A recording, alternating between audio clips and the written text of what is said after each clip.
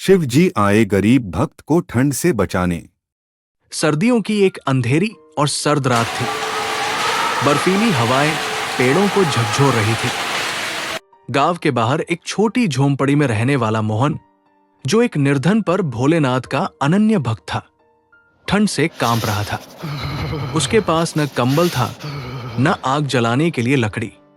उसने एक फटी पुरानी चादर ओढ़ रखी थी, लेकिन वो ठंड से बचाने के लिए काफी नहीं थी। मोहन रोज सुबह शिव मंदिर में पूजा करने जाता और भगवान शिव से अपनी परेशानियों का हल मांगता। लेकिन उस रात ठंड इतनी तीव्र थी कि उसे लगा कि ये उसकी आखिरी रात हो सकती है। उसने कांपते हुए शिवलिंग की ओर देखकर प्रार्थना की। हे भोलेनाथ, क्या मेरी भक्ति में कोई कमी रह गई है? अगर आप मुझे इस ठंड से बचा सकते हैं तो कृपया मेरी सहायता करें। तीसरा पहर बीत रहा था। मोहन ठंड से लड़ते लड़ते बेहोश होने लगा। तभी अचानक झोंपड़ी के अंदर एक हल्की रोशनी फैलने लगी। मोहन ने जैसे तैसे आंखें खोली तो देखा, सामने भगवान शिव खड़े थे। उनके गले में नाग, माथे पर त्रिपुंड और जटाओं में गंगा बह रही थी।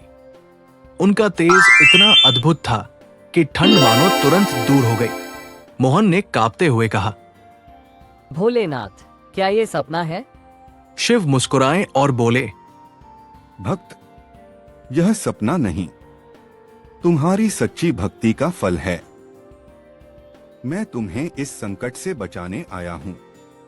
शिव ने अपनी जटाओं से चंद्रमा की शीतलता को हटाकर मोहन की झोंपड़ी को गर्म कर दिया। फिर उन्होंने अपने त्रिशूल से भूमि पर प्रहार किया। वहां से जलती हुई लकड़ियों का ढेर प्रकट हो गया।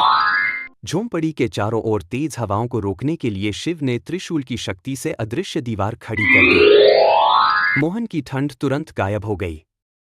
उसकी आंखों में आंसू थे। उसने शिव से कहा, हे महादेव, आपने आज मेरी जान बचा ली। शिव ने कहा, भक्त, सच्ची भक्ति का अर्थ केवल प्रार्थना करना नहीं, बल्कि जीवन में संघर्ष और कर्म करना भी है। ठंड से बचाने का इंतजाम मैंने कर दिया है, लेकिन अब तुम्हें खुद मेहनत करनी होगी ताकि भविष्य में तुम्हें इस स्थिति का सामना न करना पड़े। इतना कहकर शिव अदृश्य हो गए।